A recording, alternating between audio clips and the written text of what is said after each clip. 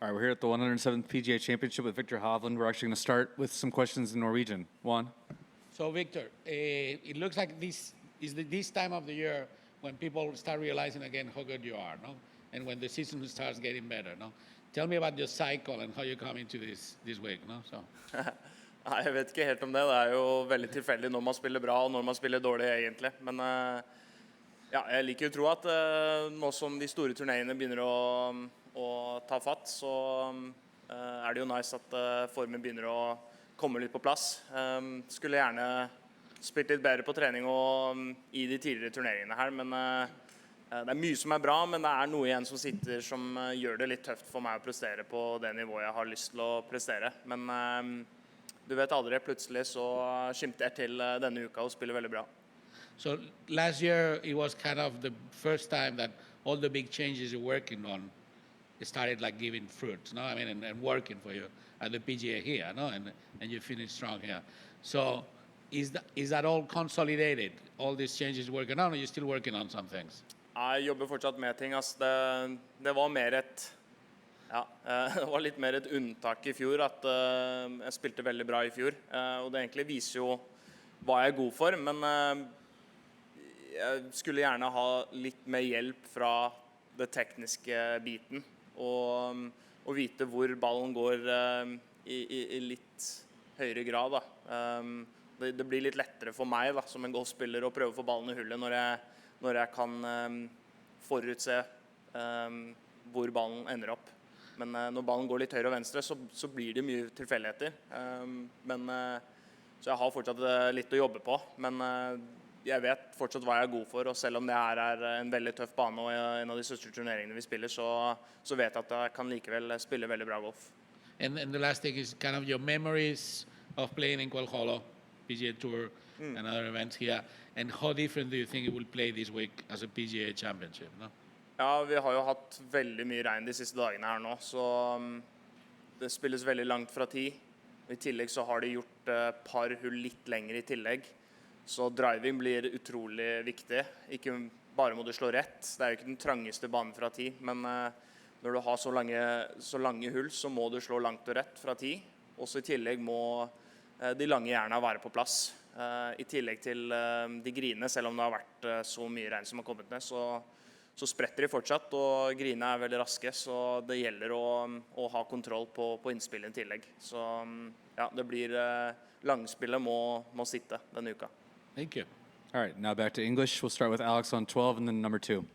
Hey, Victor, you mentioned with all the swing changes you've been going through, after the win at Valspar, you were impressed you could get it to the wire, maybe even a little bit surprised you were able to win under those circumstances. This week, would you have that same level of surprise if you were to win this week? Yeah, there'll definitely be some of that left in there because I'm still not entirely happy with where I'm at. What I'm happy about is the progress that I've made since, right before the Valspar and even since the Valspar. I think I'm definitely trending in the right direction, but there's still just some stuff left in there that just doesn't allow me to play to the level that I want to play at. But, at the Valspar, I proved to myself with even worse ball striking that I can still be competitive, and I think the tournament here last year was also another proof of that. So yeah, I do beat myself down with kind of where I'm at technically, and it's just it's not fun when you're out there trying to predict a certain golf shot and the ball flight does the opposite. But even despite that, I don't doubt my abilities to get the ball in the hole. So we'll see what happens this week. Victor, when you have a move or position in your swing that you know is the one you want to be in, but it just feels weird, like what's the process for like rewiring those feels? Like how do you make it feel a little better and eventually good? Yeah, it's a tough one. Feel is just so subjective, and feels change all the time.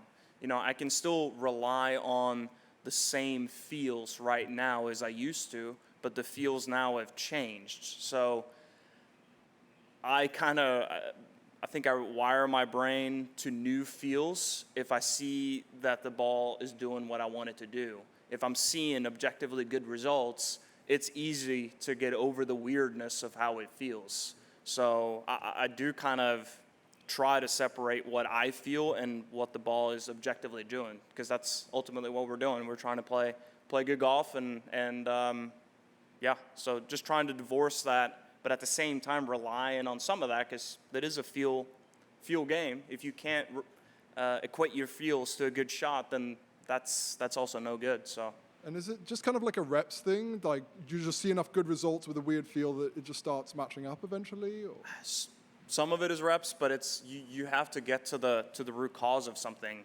And I've just had a move in my golf swing for the past 5-6 years that's just been so effortless, and it's been very easy to predict. And now suddenly the last couple of years it hasn't been doing that. So I have to continue to kind of figure out what exactly is the mechanism or the way to train that old move back in there so I can predict where the ball is going to go again. So it's not necessarily a reps thing, because you're just ingraining the movement that you already have even deeper. So you kind of have to, deconstruct it in a way. All right, we'll go to Jim on 3. Victor, did you just register today? And if so, where have you been since you left the tournament last week? Yeah, I still haven't registered, so I'm about to do that after this press conference. Yeah, I've just been practicing. All right, we'll go to number 10. Hey, Victor. We've seen you grinding late out there a couple nights. Just want to know how you're feeling. What's one aspect that you're really trying to focus on this week going into it? Yeah, this week is obviously it's a big driving week. The course is so long, fairways are wet. You're going to have to drive it long and straight.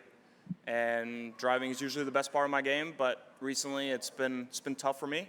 I try to go back to my old reliant fade off the tee.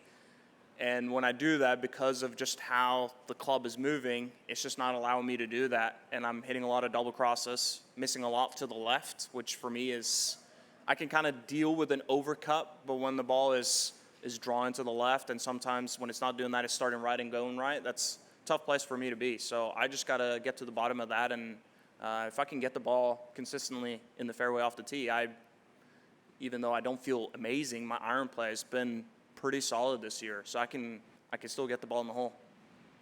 All right, we'll go to 1 on 8. So let's try in English now. Yep. So about the changes, and I feel like the story is, when do you stop doing changes? Are you always working on some small or bigger changes? No? So, I mean, you're always changing something, whether you're doing it consciously or unconsciously. yeah. I think I've just been a little bit more vocal about it. So people ask me all the time, it's like, why are you always changing? Like, you can ask any guy in the field here, what are you working on this week? And they're going to have an answer for you. Obviously, I would like the changes to be less complicated. But when I'm not in the place where I need to be, you have to make changes to get to the place where you want to be, and then you change less things. Yeah. I think I've been a little bit too flippant maybe in the past of exploring too many areas in trying to get better. But as I've alluded to in the past, is that the majority of times I've done that, I've actually gotten better. And I am almost addicted in a way to try to get better, because it's worked out so well for me in my career. But in this place where I'm at, there's just a couple key pieces that are preventing me from playing my best golf. So I'm not content with playing the way that I am right now, so I have to make changes. That's just how it goes. Yeah. And one other thing is, last year you got really close, no? And so what would be that extra thing that you would need to get to the top, no? That didn't work last year? Yeah, I mean, you can frame it like that. I framed kind of last year as a huge positive, because I think, although I shouldn't have probably admitted that either, but I almost didn't play last year, and I almost won the tournament. So it's like, I look at that as a huge win. I almost won a major championship without feeling good about my game at all. So I don't look at that as like, man, I'm lacking a bunch of stuff. I mean, if I can get the rudimentary part of the game back to where it should be, I don't doubt my abilities to win a golf tournament. And so that's why I'm focusing solely on getting back to where I've been before, because I'm a lot more mature, I'm a lot more experienced, and I have more tools in my arsenal now to compete at these big events. Thank you. Yeah. All right, we'll go back down here to 3. Hey, Hovland, I have a couple for you. In terms of making changes, is there a point or a feeling that you'll get that will take playing the week of a green light to a red light? Say that one more time. Like when you're making changes and you're trying to grab the feel and you're like, I don't know if I want to play this week or if I do. Is there a point or a feeling where you say it's not a green light this week to play? Doesn't quite work like that. I mean, there's some tournaments where, I mean, major championships are, you don't skip those events, but it gets to a point where, like, man, it just doesn't feel like you're able to compete. And if you're not able to compete, at least for me, I don't want to be out there and play. You know, I'm not trying to just grind to barely make the cut. That's not fun. I'd rather spend that week to try to get better because, you know, to play your best golf, you can't think about a bunch of mechanics. You have to go out there and let your unconscious swing just do what it's supposed to do. But if that ball is going all over the place, you know, that's tough. I'd rather be at home and try to figure that out. And then when I feel ready, I'll play a tournament. That's just kind of how my mind works. And then looking at the course, the final stretch, the Green Mile, is really difficult. What makes it that way? It's just long. 16 is just a really long hole. But it's pretty generous off the tee, and even the green is pretty big. But 17 is really hard hole with the water all along the left side. And if they have the tee boxes all the way back, I mean, you're hitting a 5 or 4 iron. And even though you got room to the right, there's a little slope down there that's a difficult up and down. And then obviously 18, you can't hit it right, you can't hit it left. And even if you hit it in the fairway, you know, it's a pretty difficult second shot as well. So it just forces you to hit good shots. This course doesn't allow you to hide. All right, thank you, Victor. Sweet. Appreciate it.